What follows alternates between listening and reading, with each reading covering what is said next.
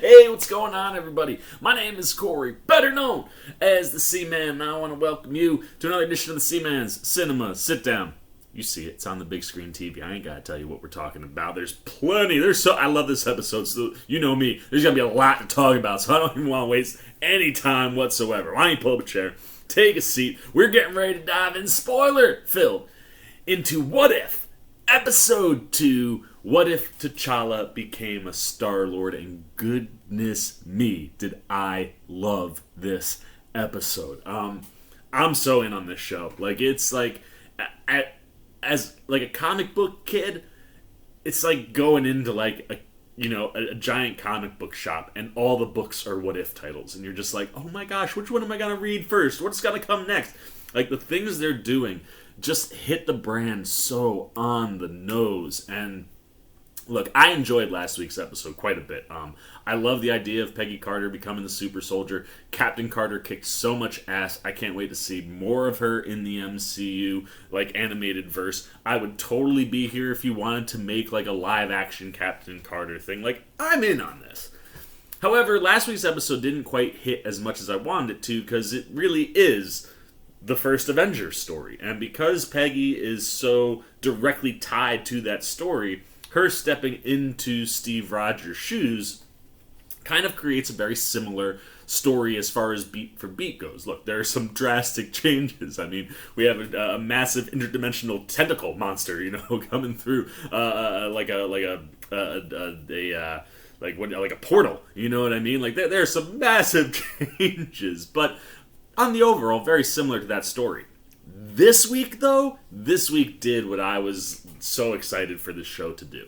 And that's really show you how drastically something can change depending on who's in the shoes. And the idea of T'Challa becoming Star-Lord, like, you couldn't be further away from those stories, right? So naturally, with everything that they kind of set up with T'Challa, when he gets taken by the Ravagers after kind of stumbling outside of the Wakanda protective, like, illusion shield wall, whatever they call that thing. You know what I mean? Like, he stumbles outside of it and gets scooped up. And, like, I love that the change to this story is that, you didn't have Yondu go and pick up Peter Quill. He sent,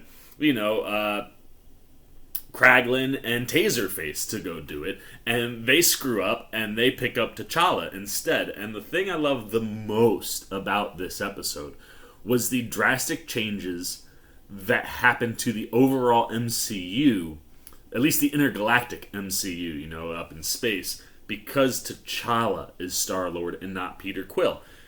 Peter hits all the things that Yondu likes. He's able to use him. He can get in and out of places because he's small. He learns the life of a Ravager and being kind of like a pirate, but isn't someone who's looking to be a hero. He's just looking to survive and get to the next thing.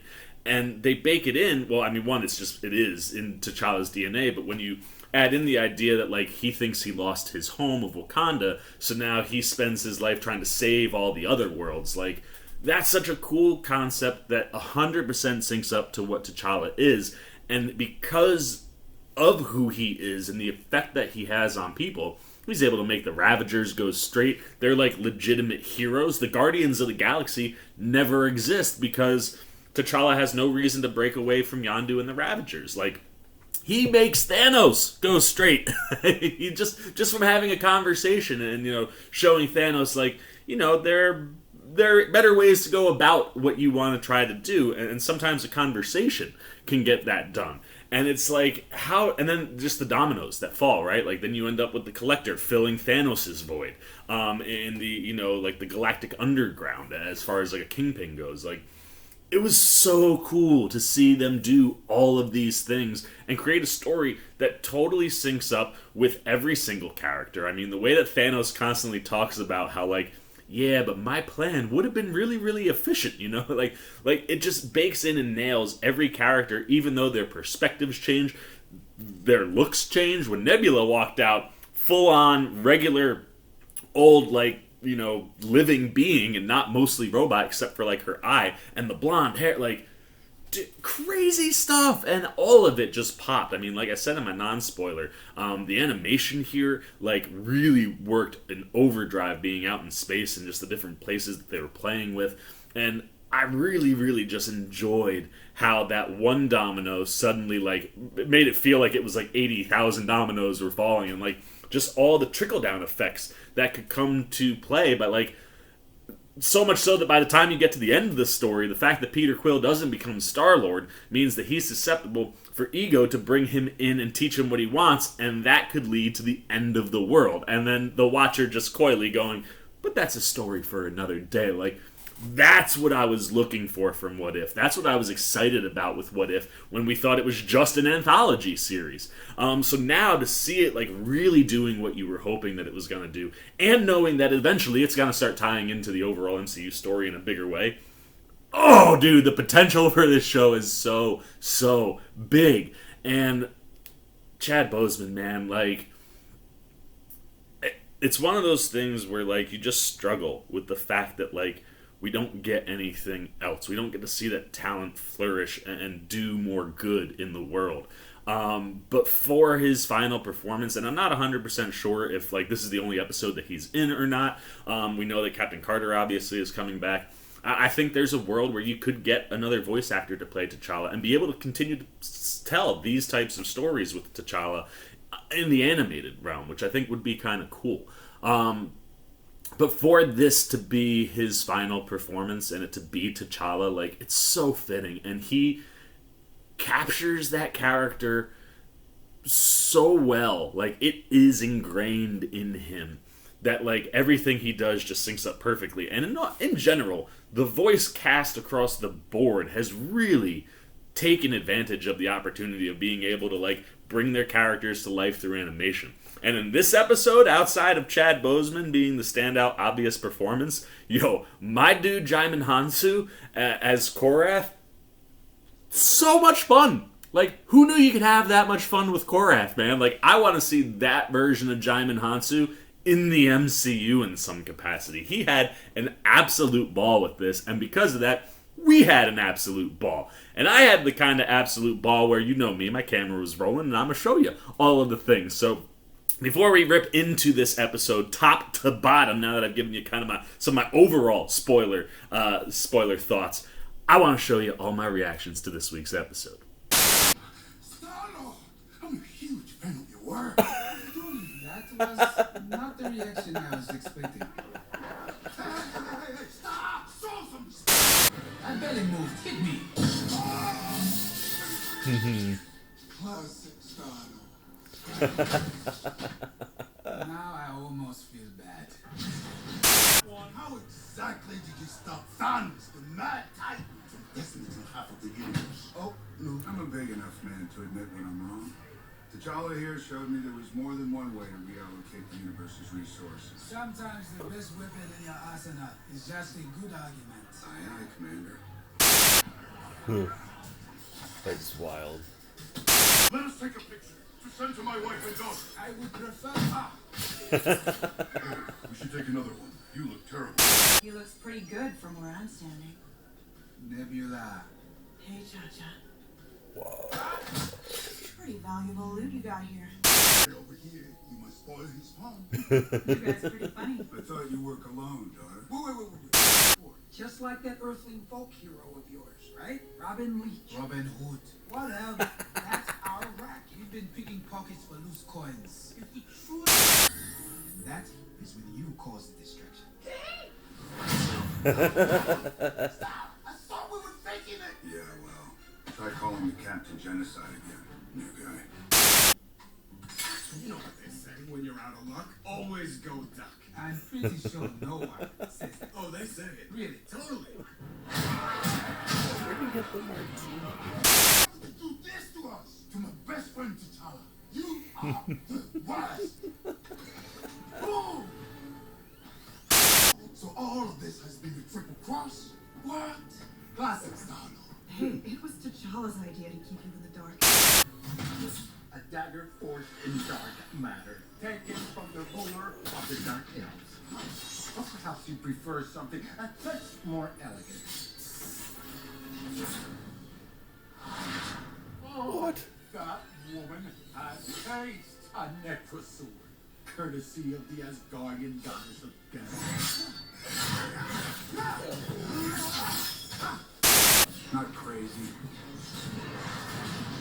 Mad.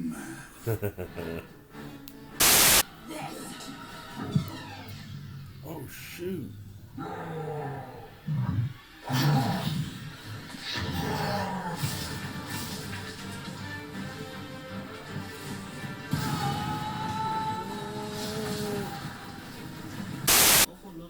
Genocide. No, because it's random. And I might add, efficient. I mean, if you really wanted to put a label on it, T'Challa and I are best friends. Oh yeah, jump points are the best. They make your face all scrambly. They're a lot of fun. I am still We're close. My Peter. Can't spare a little time for dear old dad. too bad. This might spell the end of the world. But that's a story for another day. Oh, that was cool.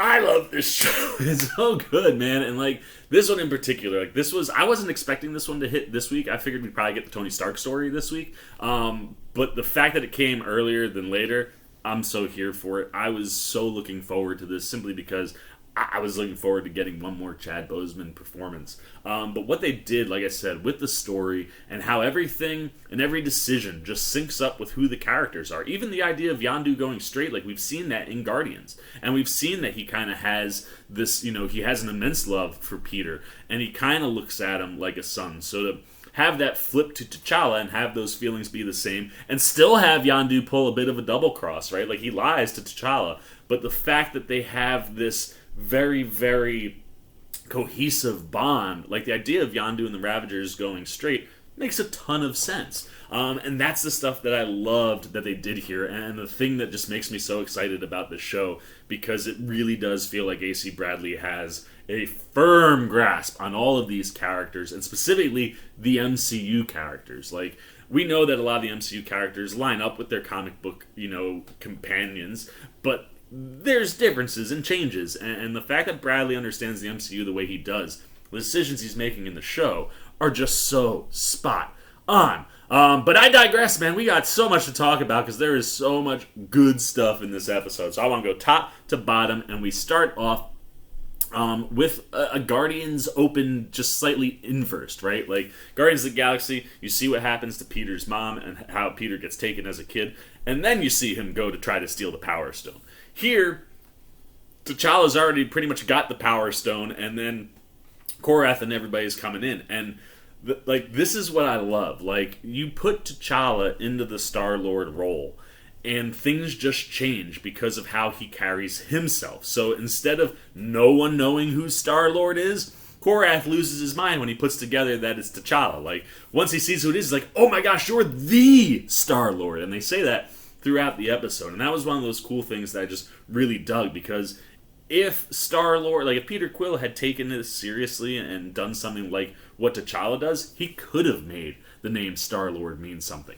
But he was more about trying to, you know, get by and get the next buck and just kind of live moment to moment, whereas, like, you can see T'Challa had a clear goal, and he's turned it into something that's turned him into a modern-day Robin Hood, which they'll talk about a little later, and Yondu has a phenomenal Yondu moment around. Oh, I can't wait to get to that. But nevertheless, I loved watching Korath freak out like he was in front of a celebrity, and Djimon Hounsou's performance was just absolutely insane.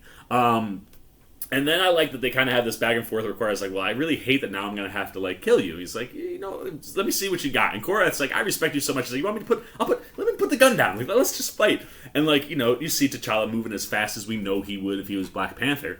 You know, just avoiding all of these punches. And all of a sudden Korath catches him. And Hounsou's reaction is so, like, he's like, I'm so sorry, I didn't actually mean you. And T'Challa's just like, that's what we're here for now. I want you to do it again, but come harder and faster. And then you start to realize this is all part of his plan. This is all to lure him in so that he comes harder and faster. When he comes with a big one, T'Challa ducks out the way. Korath punches the electrical power unit that's protecting the orb before he took it out, and is just sitting there getting electrocuted. And the best part of the whole thing is Hansu just kind of chuckles to himself and goes, classic Star-Lord. I love that Star-Lord has an actual reputation, and I love that Korath is such a big fan that even though he got, he loves how it happened. And as he passes out, unconscious on the floor, there was a smile on his face, genius stuff. And then T'Challa cleans out the rest of the guys that are in the room, and as he's about to leave, Korath had kind of made a pass, hey, I'll ditch Ronan and come work for you if you want. And first he was we're all hired up, but as he's leaving, clearly he can tell there's some good in Korath, specifically because of how the way Hansu plays the scene. You can tell there's goodness in that dude. He's not a bad guy. I'd want to go get a beer with Korath, or at least this version of Korath. So he turns around, he's like, I've hired worse. Throws him over his shoulder, which we've seen in the trailers. Comes out, and there's just a whole slew of guys out there. He's like, a Ravager never flies solo.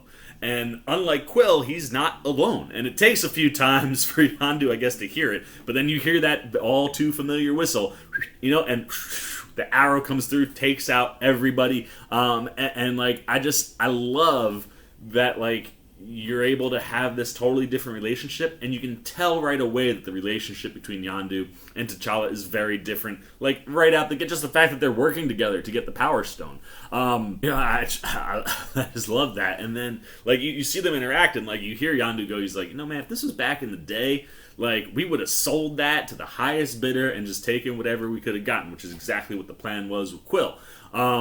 But here, because of who T'Challa is and what he's turned the Ravagers into, he even looks at Yondu. He's like, yeah, but wouldn't you rather, take this thing and jumpstart the Kalorians' dying star and save their entire system? And it's he drops this line of, no treasure is worth as much as the good that can be done with it. And you're just that could not be more on brand for T'Challa. And, you want to work with a guy who looks at the world that way, and it just right away in this opening sequence, you're able to lay all the stones into why everybody flips, because that's the power that T'Challa has. And I love seeing it work, on this group, and to the point, as they're getting onto the ship, Yondu is that's my boy. You chose to do the good rather than the bad. It's crazy, and it's so enjoyable to watch the group as they go.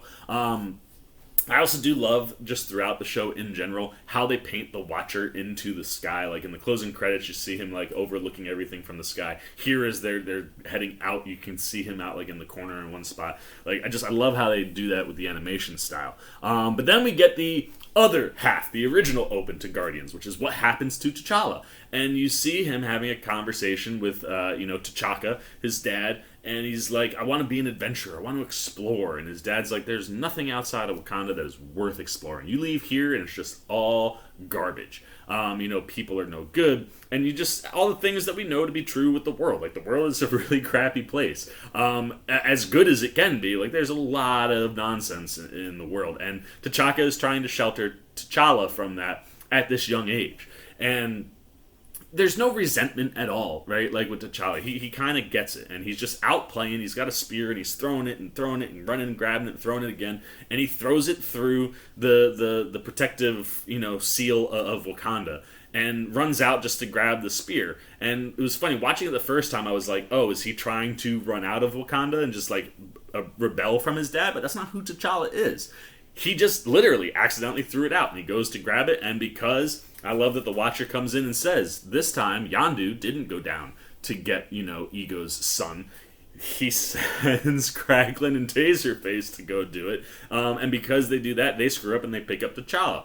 But when Yondu sees T'Challa, very much like with Peter Quill, he sees a kinship, someone who's similar to him. They talk, and, T'Challa brings up wanting to be an adventurer and travel the world. And, Yondu's like, well, traveling the world's great, but why travel the world? We need to travel, all of them. He's like, you come with me, I'll take you across the whole galaxy, man. We'll explore the universe.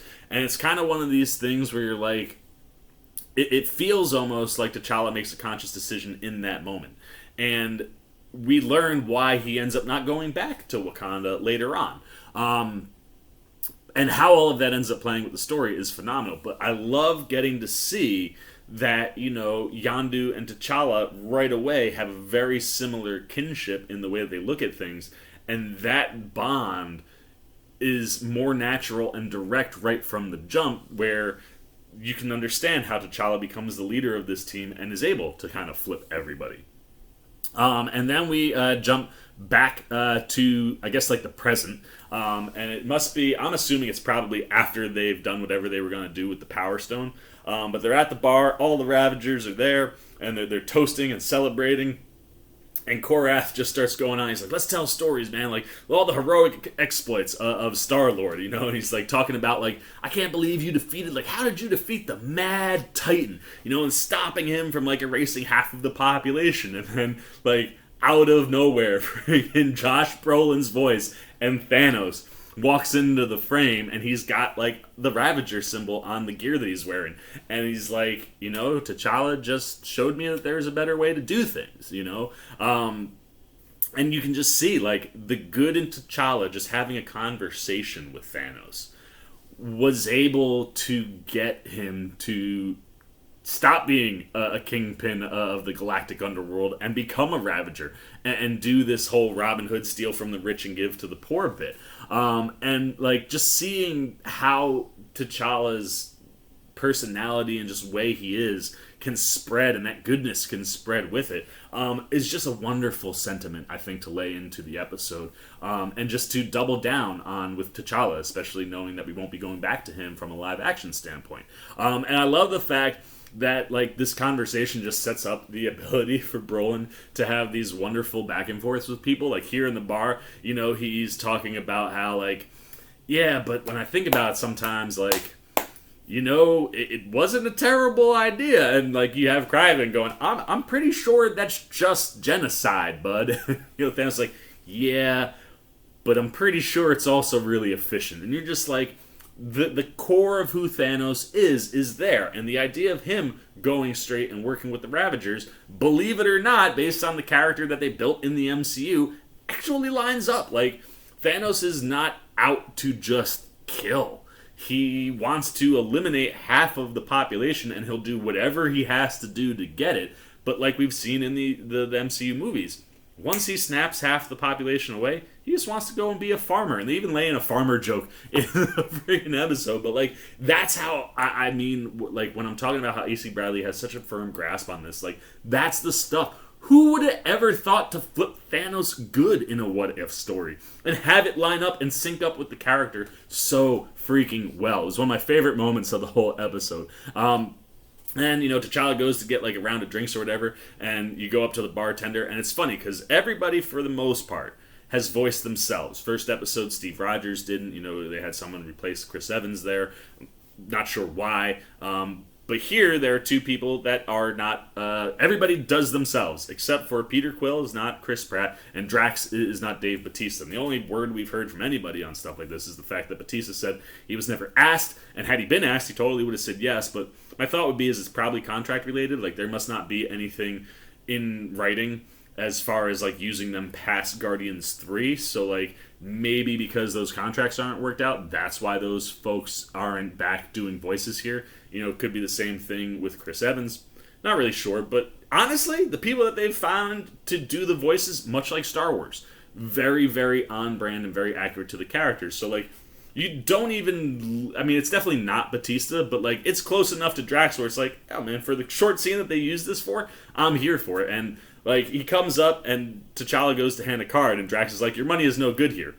And T'Challa's like, no, seriously, let me pay. He's like, no, seriously, we only take cash. Like, your money is no good here. And then he puts together that is T'Challa, and he's like, oh my gosh, you're the Star-Lord. Like, you saved my entire planet from a Kree invasion, man. Like, and, I love that, like, that literalness that exists with Drax.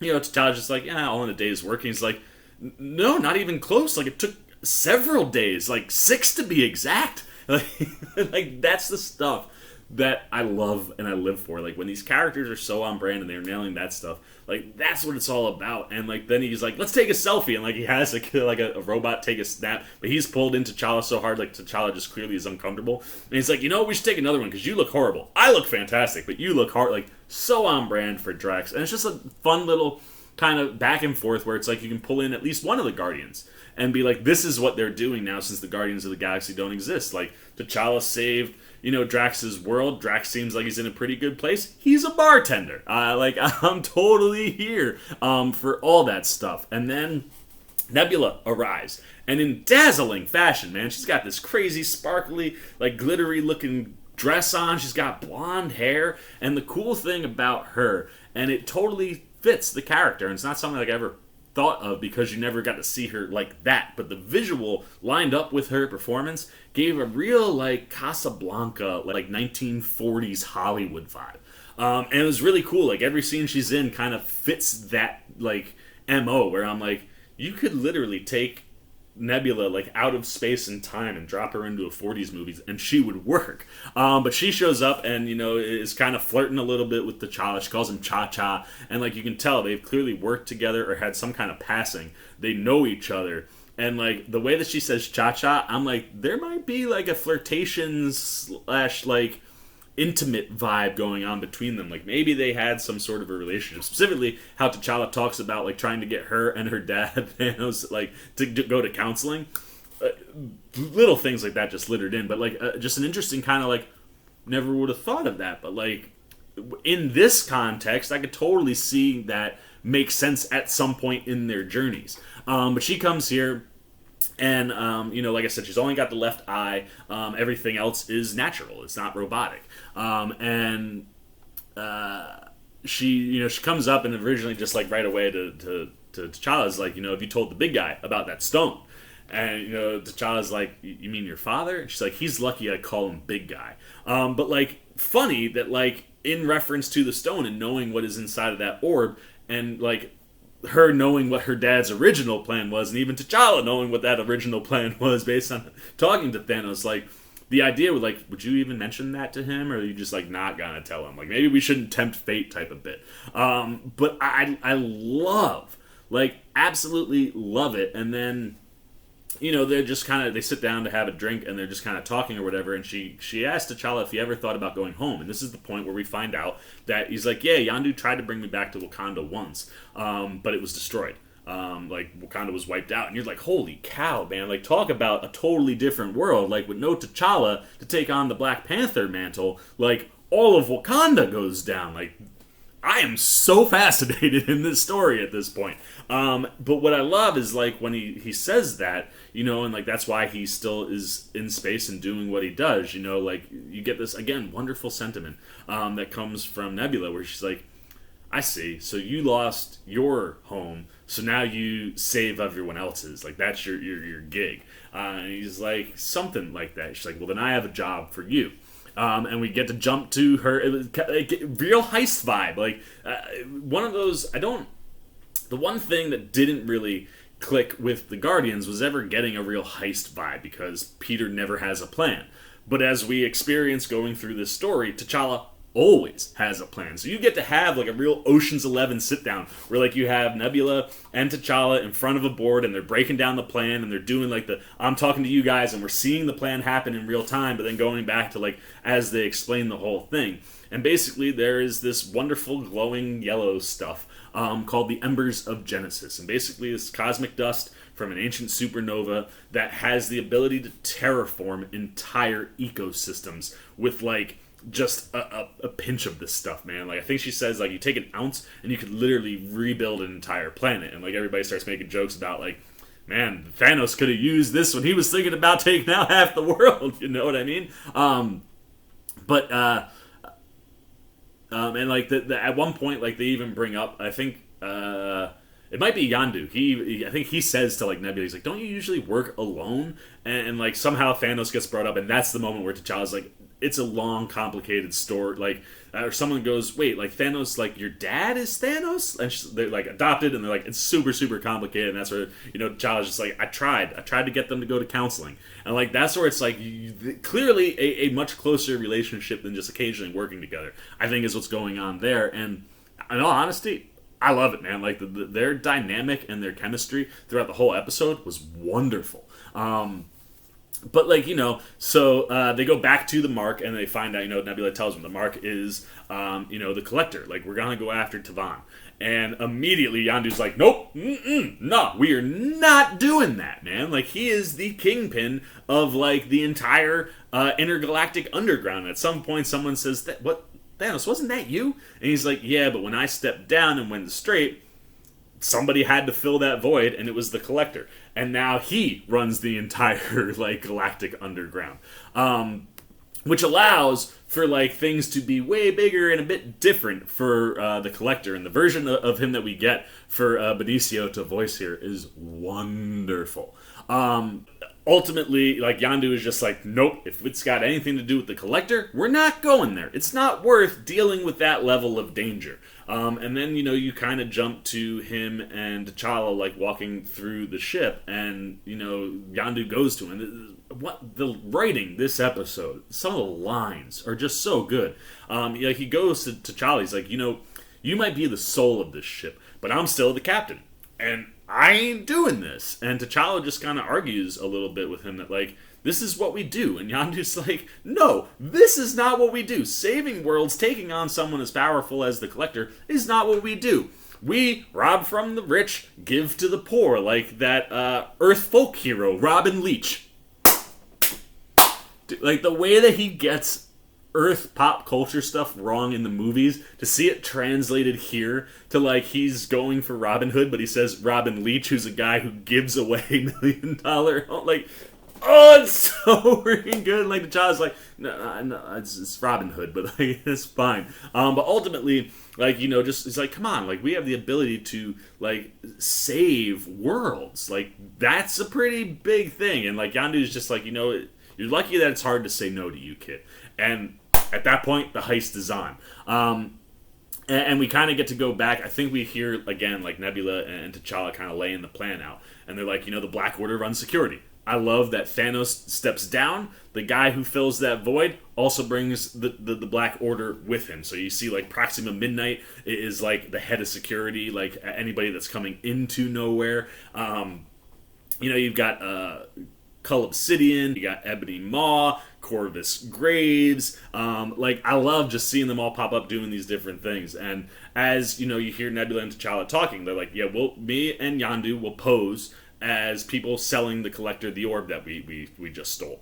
And we'll come in. But inside the thing was actually going to be T'Challa. And then you see them, like, get up to the desk, and Proxima Midnight is, like, talking to them, and then she's like, well, let's scan this thing. And right as they're about to scan it, that's when T'Challa's like, and that's where you guys come in with the diversion. And they're like, you go to Thanos and Korath, and, like, Thanos punches him square in the nose. And, like, again, like, this is one of those, like, Korath got all excited about, like, the plan. Like, ooh, a diversion, I'm so about this. And Thanos hits him, he's like, come on, man, I thought we were, like, you know, taking it easy. And earlier on, he calls Thanos Captain Genocide. And he's like, yeah, maybe you should have thought about, you know, this being fake before you called me Captain Genocide. He's got him picked up, and he's like, Captain Genocide. And he throws him, and you see kind of, like, the brawl start to break out.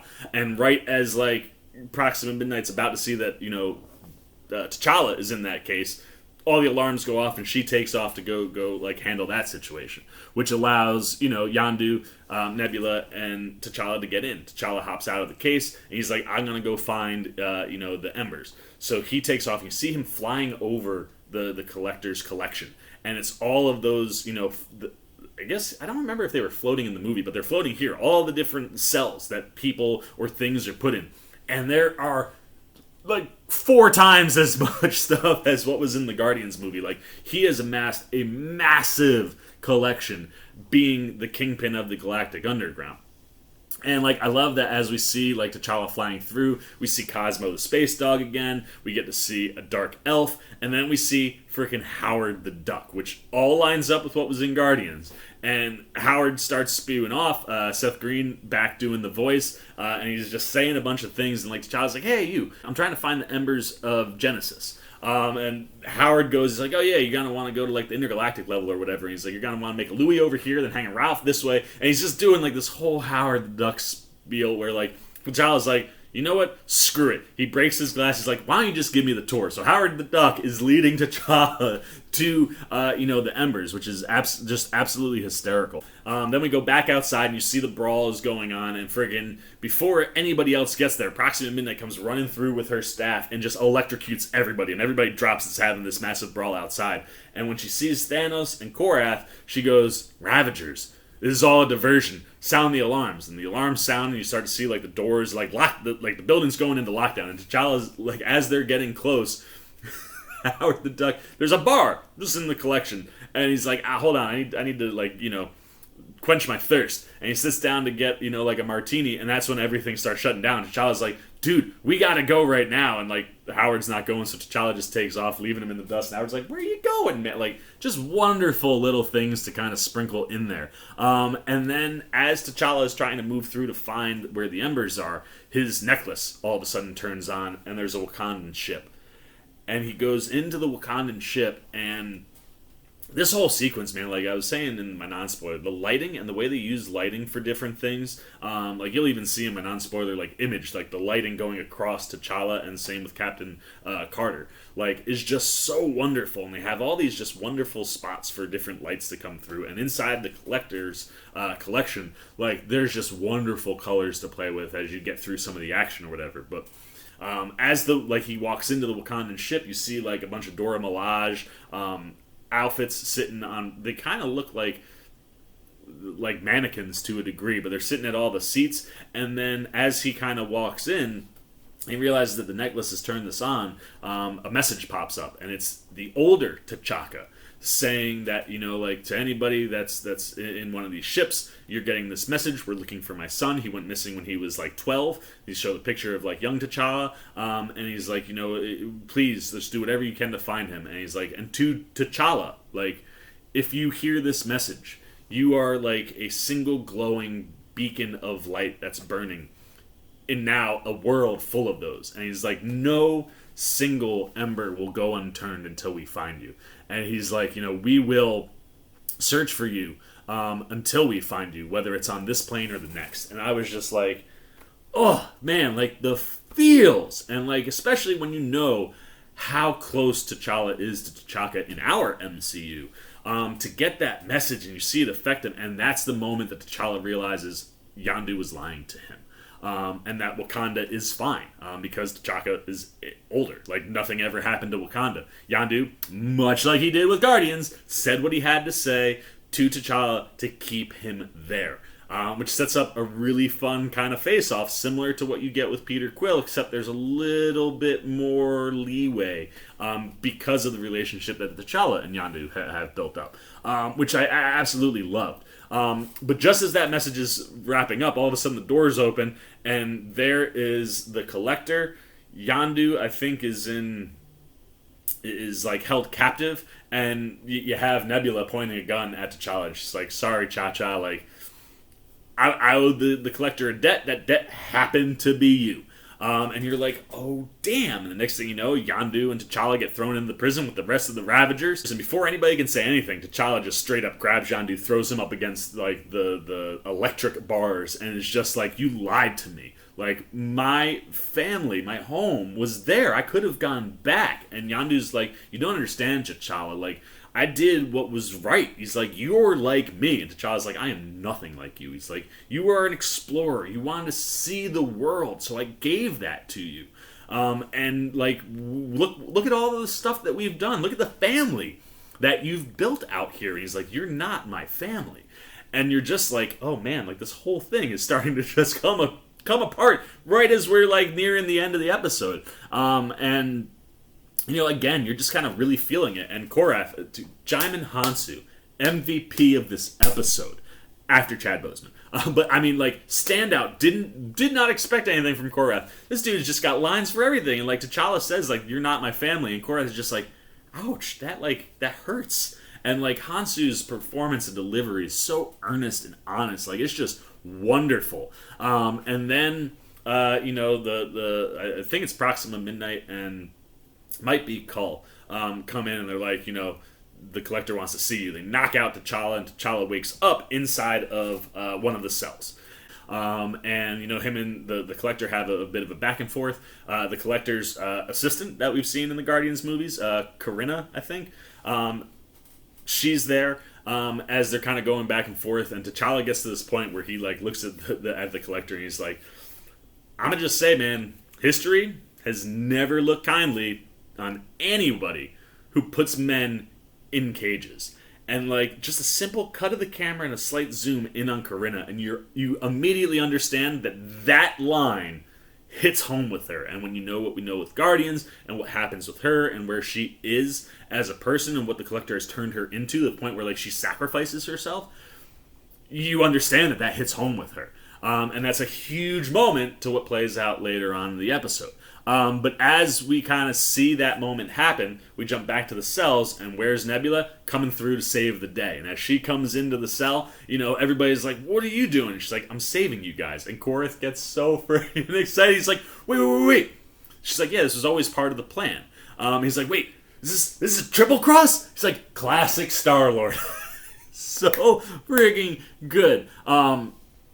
But basically, Nebula is like, "Look, I told T'Challa, I was upfront with him right from the get-go. I had this debt. If we did this, we could wipe the debt, and while we're wiping the debt, I could go steal the embers." So that's what, and she has the embers in her hand. She's already gotten them. And they're like, "What about T'Challa?" She's like, "T'Challa, he has, his route of escape is close to his heart." And sure enough, it's his necklace. He takes his necklace off, and they're very, very sharp. And he just punches straight through the glass of the cell. And he gets out, and right away, as he's about to make a move, that was who the other person that was there is Ebony Maw, not Cull.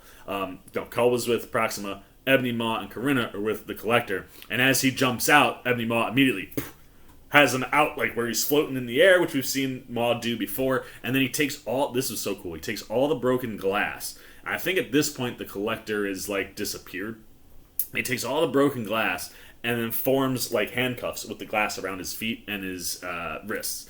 And right as you're about to see whatever is about to happen, everything drops and you hear a laser blast, and there's freaking Corinna with a blaster, kills Ebony Maw, and it just looks at T'Challa, who says thank you, and she's like, "What you said about putting men in cages really resonated with me." And T'Challa's like, "I owe you my life." And you're like, "Oh man, I wonder if that'll play in at all as we go down the stretch," which of course it does. But then, as T'Challa's looking for the Collector, you just see this giant rock hand hit him in the face and knocks him across, and the Collector starts laughing. He's like, packs a punch, doesn't he? He's like, "I cut it off a tiny Cronin," which of course is Korg's species. And right away when you see the hand, it looks like a glove, but it looks like, Korg's arm. So clearly one of those species, he cut it off, hollowed it out, and made a glove out of it. And he's like, "You know what? Let's forget about this." He's like, "I got other weapons. We could do this a different way." And he drops his he's got this big lavish coat thing on. He drops it, and he's got all this tech built into his body. He is huge, twice as big. Put it this way, Benicio del Toro would never get as big as the Collector gets in this. It needed to be an alternate universe. But starts messing with the tech and pulls up this giant locker full of weaponry. And the first thing he pulls out, he mentions that it's he's like, "I got a dagger over here that's made of dark matter," and of course that is Malekith the Dark Elf's dagger. And then behind that, in the locker, one of these things that I wondered right at the end of my non-spoiler, and I didn't really piece it together, was if it was possible that this universe and Captain Carter's universe were inside the same universe. At the opening of this episode, when you go into the broken glass, instead of it shifting to go into a T'Challa piece of glass, like it did with Captain Carter, it goes back into the Captain Carter piece of glass. So for a minute I was like, maybe this is all, maybe this group is all from the same universe and we'll be forming some sort of animated Avengers. But that's not the case, because in the Collector's little locker of weaponry, Captain America's shield is in there, freaking Thor's hammer is in there, and you're just like, oh man, he did more work than Thanos did, man, taking out Avengers individually. And then he's like, "You know what? I don't think any of these are working." And the whole locker rotates, and there's Hela's headpiece. It's one of those, it almost felt like it was the Asgardian trophy room, like all the trophies that the collector has collected, but weaponry. And he puts it on, and he's like, man, this woman, man, she knows what she was doing. And boom, right away, he's able to pull out a necro sword. And he's like, I love these. And he starts throwing them at T'Challa. T'Challa's dodging and ducking and diving, and eventually gets hit in the shoulder and gets pinned to like one of the cases. And then right after that happens, we jumps back to the Ravagers, who are escaping from the rest of the Black Order. And as they're running away, Thanos is just like, go. Like, you guys go, get to the ship. I'll handle this. And like, you get this wonderful like father-daughter moment between him and Nebula, where Nebula's like, you can't take them on all alone. He's like, that's not what's important here. Like, what you have, that's what's the most important. You go, I'll slow them down. Like, we gotta get the embers off. And it's like, just this mind-blowing thing to try to wrap your head around, like, Thanos sacrificing himself for the greater good. Like, I know in his warped mind, that's what he was trying to do with the snap. But, like, to see him do it in this way was kind of crazy. He goes in and he starts just wiping out all the soldiers, and then eventually it's Cull Obsidian and Proxima Midnight. You see Cull coming, and he starts fighting him, and Proxima comes from the back with her giant staff and hits him like right in the back. I want to like right in the back of the knee, and the scream that Brolin puts into this like made me stop and go, oh damn! And it makes Nebula stop right away, and she turns back, and right after she turns, we cut to see what's going on with T'Challa, and as T'Challa, is not in a good spot, all of a sudden, you get, Yondu coming in to save the day, and he shows up, and you're like, oh man, okay, so they are on good terms. Like, they're not actually still fighting. And, they're still rolling with the plan. And, Yondu is messing with, the Collector, kind of distracting him. Like, friggin' T'Challa's, like, pinned up on the thing, and Collector friggin' catches the arrow and just breaks it in half, and you're like, oh, well, nothing good is happening here. And of course, then we jump back to the Ravagers, and you see Nebula come back to save Thanos. And what she does is, like, as it's going on, I think she shoots Proxima Midnight a couple times, and then Cull is just coming full boat, and I think he grabs her, and she opens the embers and knocks, like, 3 little pieces of dust into his mouth. His head freaking explodes, and just life, man, like, friggin' plant life starts breathing, like, friggin' Poison Ivy, she would love this crap, man. Like, the whole world starts to, like, all of Knowhere starts to terraform immediately off a couple specks of dust, man. And, Thanos just picks her up and starts running. He jumps up on, like, one of the pieces of like, root or whatever that's starting to grow, launches himself in the air, and I swear to God, man, when he jumped, I was like, he's not gonna make it. Like, just the trajectory. And I guess the ship must have dropped and turned, and him and Nebula slide right into it, and, like, totally safe. And they're like, punch it, let's get out of here. They're like, what about T'Challa? And Nebula's like, T'Challa's gonna be fine. He'll get his own way out. Like, you gotta punch it and let's get out of here. And then we go back, and you just see Tavon beaten ass, man. Like, he is just taking, I want to say Yondu to town, and finally T'Challa is able to get the thing out of his shoulder. He drops down. I think Tavon might hit him once. Then he turns to get Yondu, and when he comes back, like, T'Challa lands a punch, then Yondu lands a punch, and then I think, what is the move? Oh, it looks like they're about to turn, and Tavon, boom, knocks them both back, and they're on the ground, and you get this wonderful, almost like Thor Loki moment where, like, T'Challa and Yondu are like, what do we do? Like, we gotta do something. And T'Challa goes, sticky fingers. And Yondu goes, well, which one of us? He's like, you lied to me. And you're like, that's the relationship. Like I said, like, that leeway that T'Challa gives him, he comes to terms with accepting the forgiveness stuff faster because they're close. So Yondu's like, that's fair. And they go, and Yondu basically gets himself into a situation where Tavon grabs him. And then while he's got Tavon, you see, like, T'Challa fix the little black, like, the rockets that are on his shoes. And you get this, like, the Wakandan beat every once in a while comes in. Like, it came in when he went onto the ship. You got the Ludwig Göransson score, like, starts to kick in every time, like, the Wakandan ship pops up. And right here, when he's adjusting this, it's like one of the different beats from the Black Panther movies. But again, like, kind of seeps in. And as Tavon knocks Yondu off him, he goes to spin, and he sees T'Challa's charging up his stuff. He's like, whatever. And he goes, and his bracelet is gone. And he's like, oh no.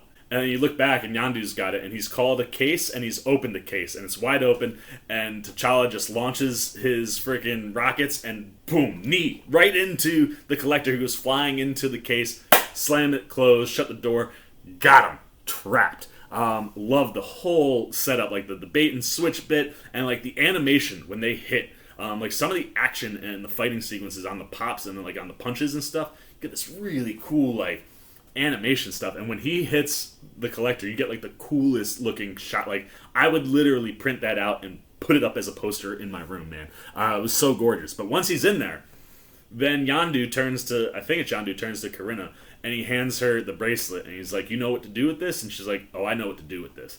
And T'Challa or maybe T'Challa, I think T'Challa gives it to her, and that's kind of like the make good. Like, you saved my life, here you go. I'm giving you your life in your own hands to do with what you want.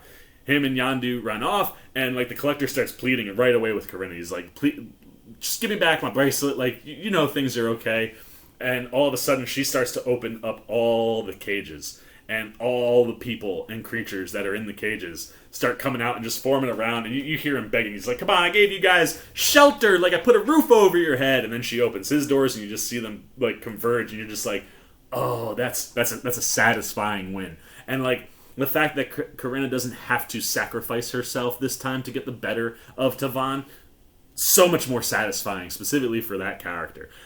So I love all that, you know, just as they converge on him, Tavan's just like, "Oh, karma." It's like, yeah, oh, karma, right, baby. Like, karma is a bitch when you ain't on the good side. And then, sure enough, T'Challa and Yondu get onto the Wakandan ship. They fly off before the whole planet, like, just starts to turn into, like, all this greenery. And while, as they get back to like the ship, and I think they're back on the Ravagers ship at this point. Cosmo is there, and T'Challa he's like, "You know, you always had a way with strays, you know," and like I love that, like Cosmo deserves to be in that. Like, it's very fitting inside that group. And Yondu then goes to try to apologize, and T'Challa just right away, he's like, "There's no need for apologies." He's like, "I told you that I wanted to travel the stars, and all you did was show them to me, and you know, like, granted, you lied.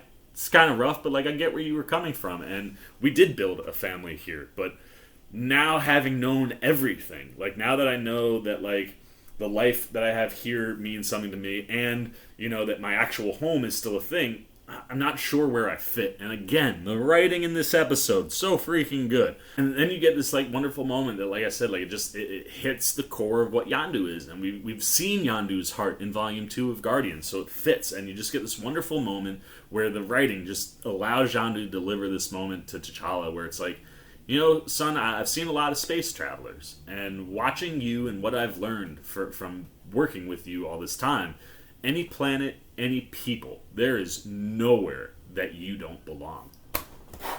Woo! Woo! And I mean, 100% true, right? But he's like, "There's nowhere that you don't belong." He's like, "Now the choice is, where do you want to go?"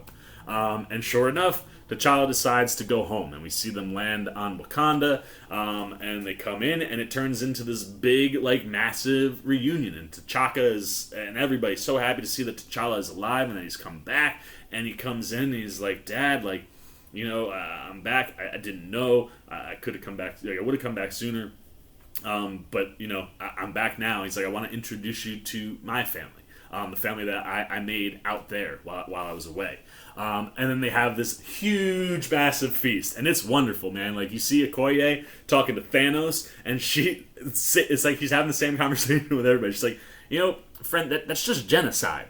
And Thanos just sitting there. He's like, "Well, no, it's not. It's random. And, might I say, efficient." And, like, he snaps his fingers, like, while he's doing it. Wonderful. Pan past him, and you get Korath talking to Shuri. He's like, "Well, you know, if I had to put a label on it, me and T'Challa are best friends." So freaking good. I love this version of Korath. If we can bring this version of Korath into the live action movies in any way, shape, or form, please keep Jaimin Hansu around, because he is just gold.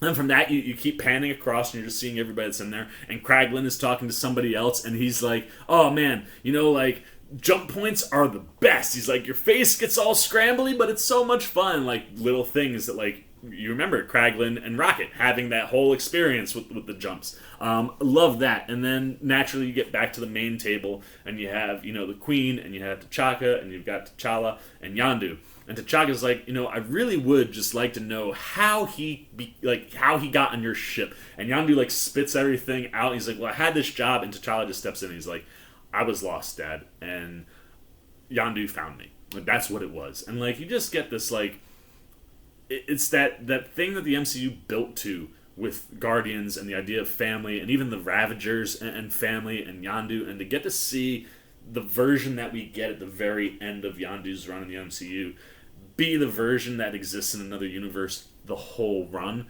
So heartwarming, and the whole thing is just so heartfelt. And that kind of pretty much wraps up the episode until the Watcher is like, from one family reunion, we go to another. And in a Dairy Queen is Peter Quill working, listening to some 80s jams on his headphones, and the door opens, and like he hears it, so he takes them down, he spins, and he's like, "Excuse me, sir, we're closed." And it's funny to not have like Chris Pratt delivering that line when the response comes from Kurt Russell doing Ego, and he just right away is like, "Oh, what, you can't spare a little time for dear old dad?" And his eyes go pure white, and you're like, "Oh, nothing good is happening here." And literally, you hear freaking the Watcher come in and goes, "Too bad that this might spell the end of the world, but that's a story for another day." And then like all the what if closing stuff comes through, and then the screen goes black. And if you watch the reactions I had, you saw like I was in this having a ton of fun to like a shock moment to all of a sudden the dedication to Chad Boseman came up, and I was like almost immediately burst into tears. Like the reality, like I was gone for 35 minutes in this wonderful world where Chadwick Boseman is voicing T'Challa. We're on this wonderful adventure, and then just like smacked with reality, like he's gone. He's not coming back. And the dedication they put in, I thought was beautiful. Dedicated to our friend, our inspiration, and our hero, Chadwick Boseman. Like Marvel, you know how to do it right, man. Like Kevin Feige is never gonna let stuff like that, drop. And to see that here. If you had any worries or doubts about what's going on with Black Panther 2 and where, Feige and everybody is eventually going to land, this should be a hint that they will know how to handle that stuff. But to get to see Chad do T'Challa one more time was just excellent. I thought the story was really rich, wonderful. What a fun adventure. And, I love the fact that this time the changes to the universe because of one decision being changed were so much bigger, and it's everything that I want this show to do. So there you go, man. See, man, talked your ear off for the longest time. I told you this was gonna happen because I love this episode so damn much. But episode 2 of What If T'Challa became a Star-Lord. It's the thing that the show was built for, and to see them nail it like, they nailed the Captain Carter stuff, but then to go one step further and be like, let's really tear apart some of these stories. Now I'm fascinated to see where we go next, because they nailed this episode. And I would say probably of all the episodes that we get, this would be one of the 2 or 3 that you were like, they need to nail the T'Challa episode, and they crushed it.